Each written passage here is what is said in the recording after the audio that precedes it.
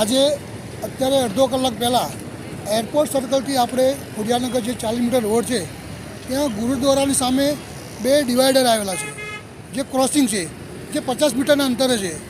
ત્યાં આગળ એક લક્ઝરી બસ કંપનીની હતી અને પ્રાઇવેટ ગાડી મોટો એક્સિડન્ટ થયો છે.